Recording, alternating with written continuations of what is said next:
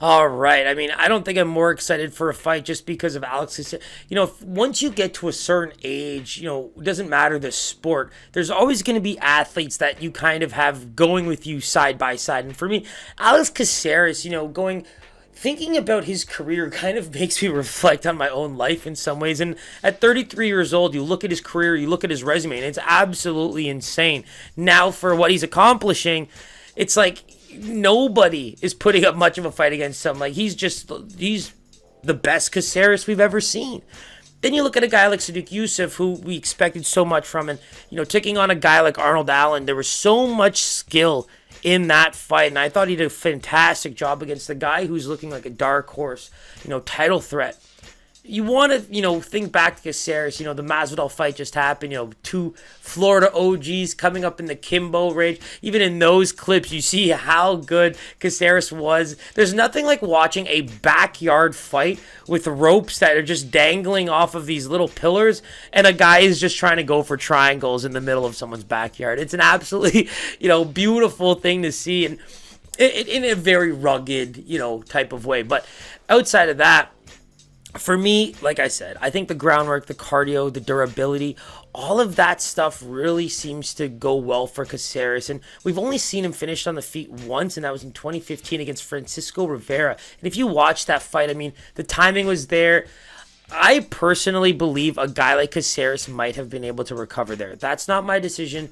I'm obviously not a referee in that sense, but I've watched Caceres fight enough where it's, especially early in the fights, if he can get past some of those power blocks, I mean, he ends up doing very well over 3 rounds. And in this fight, I'm curious to see how much he can kind of just wear on Sodiq. I think that's the area where Caceres has always thrived. He's been able to outstrike the grapplers. He's been able to out-grapple the strikers. Like he's like a walking game plan on his feet. And so for me, we haven't really seen that use of power come out very consistently, and I think that's the big thing for me. If he was just knocking guys out right, left, and center, and we saw that, inhuman power from him, then, catching Caceres, especially early when those feet are, fresh, I think that was maybe an angle we can consider, but I gotta be honest, it's so difficult to go against a guy like Caceres right now when everything is lining up. So at 33 years old, that is pretty much becoming the new fighting prime, if not even a year or two from there.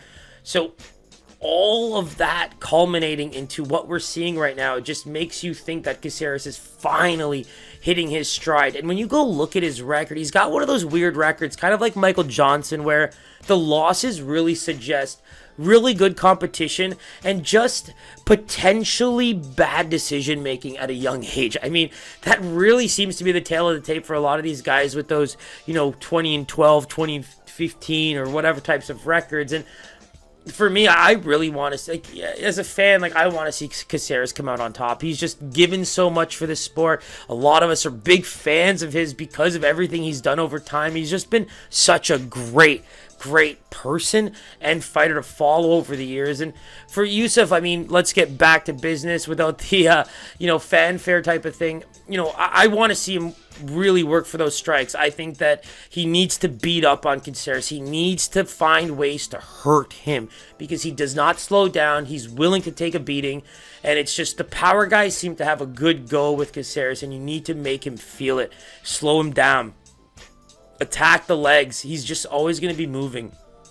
And I think in those areas, Sodiq has a good chance. So I still like Caceres as a favorite at minus 150. I just think that he's done everything right over the last little bit that we've seen. And Sodiq does have to deal with very unpredictable style of fighting.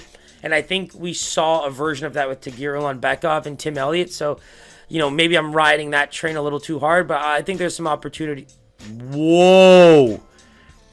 Sodiq Yusuff minus 230 at someplace opener, minus 250 now. Caceres plus 180 opener, now sitting over plus 200.